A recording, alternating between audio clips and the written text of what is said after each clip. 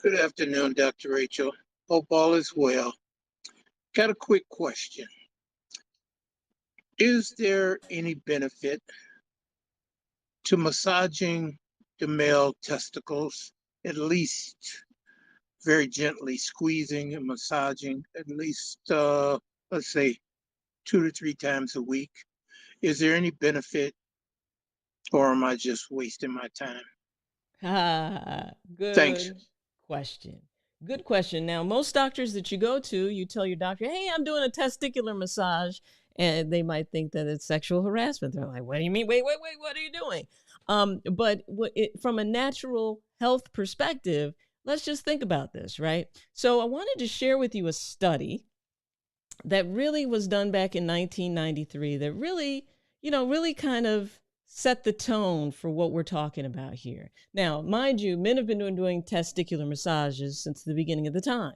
They don't call it the jewels for any willy-nilly reason, right? They recognized it's the jewels and they were taking care of them. They were massaging them. If they were wealthy, they had other people massaging them for them. Why not, right? So look at this study back from 1993. And basically it says testosterone concentration within the tunica vaginalis of boys and adult men. So really why I'm putting this study up here is because this study really was the first thing that kind of shows that yes, testosterone goes through the bloodstream, but also what we're finding is that there's testosterone just leaking out of the testicles. It's a good word for it, right? Like leaking.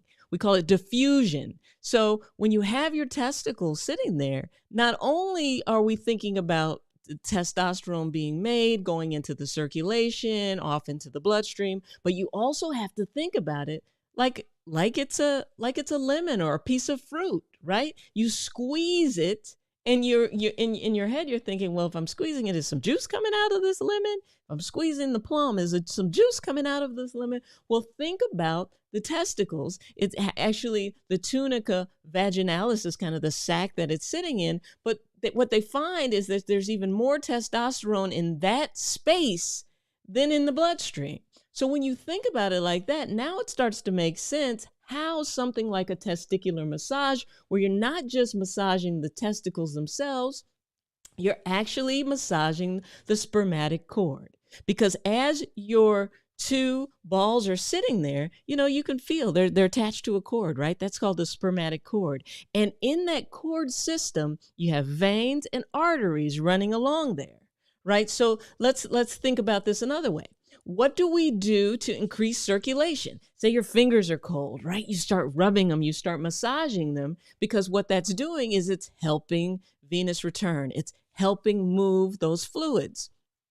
When you're doing a testicular massage, what I want you to think about is you've got the veins, right? So veins, um, arteries travel away from the heart, right? And veins are designed to help carry blood back through the system, back up through the heart.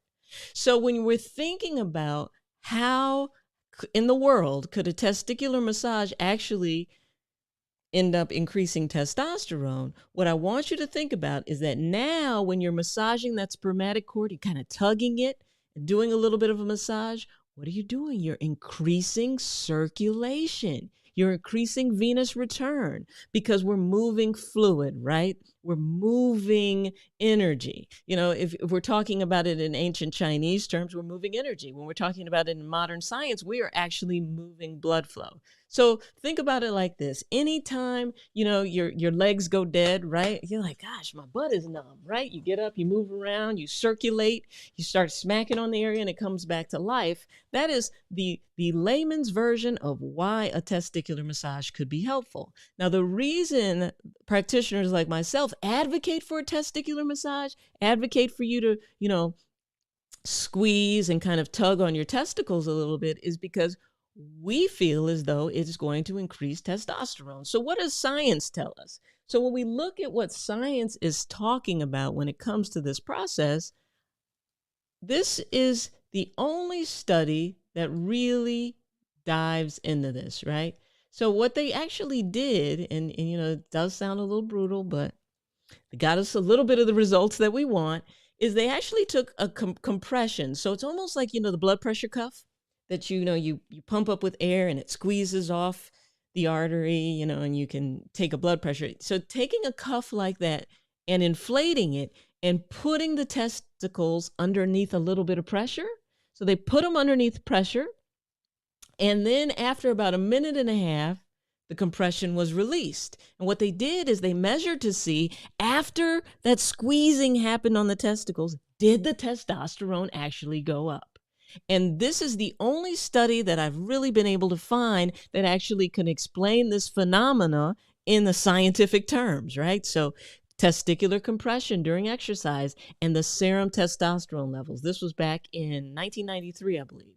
And if you'll look here, it says there was a rise in the mean serum testosterone levels of 16 to 18%, with a maximal increase at 1.5 minutes after compression was released. So for those of you who are naysayers, who are just kind of like, how in the world is it, I'm tugging on these testicles, is it making any difference? The answer to that is it probably is making some difference, because also keep in mind that over time, as your testicles just sit there, you're driving around, you're sitting at your desk, they're just sitting there, almost collecting dust, sitting up against your body's hot, and it's denaturing some of the proteins in there. If you think about it, when you're really thinking about what a testicular massage is really doing, it's moving blood flow. And when you increase blood flow to a certain area of your body, I want you to think of it like this. If someone has decreased blood flow to their hand will start to shrivel up, right? Someone has decreased blood flow to their heart will start to shrivel up. If you have decreased blood flow to your testicles will start to shrivel up and stop doing what they're supposed to do. So think of blood flow as nutrients to an area. Think of it like that potted plant in your house or someone you know's house that's just sitting there. It's withering, it's dying. And you're just like, look, man, just give it some water. You put a little bit of water in it over time and it starts to perk back up. It starts to lose its brownness, and you can take a little almost dead plant or even a dead plant, and before you know it, it's back. So it's the same thing when we're increasing blood flow to an area. When if someone's had a heart attack and they're going to cardiac rehab, what are we doing? We're increasing blood flow to the heart. So by increasing blood flow to the testicles, by massaging on the spermatic cord, by increasing pressure on it, as we're showing here with testicular compression, those are the two theories as to why a testicular massage might increase testosterone. Now, I'll be the first to tell you this too.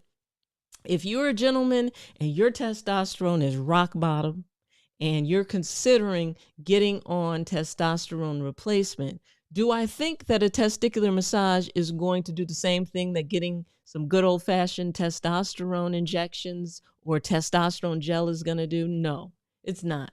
But if you're somebody who just wants to boost testosterone, you've noticed that it hasn't been doing what you wanted it to, you've noticed you're having fertility issues, do I personally think that a testicular massage will make a difference? Absolutely. So I love this question. This was a great question. Thank you for that, because it gives me an opportunity to reinforce that the testicles have a purpose. They have a job. They are the main thing that's creating testosterone in your body. So when you think about it like that, why in the hell would you neglect it? Why wouldn't you talk to them at night and lift them up and squeeze them and tell them good job, like take care of them. But for some reason, I think our culture teaches you to neglect them.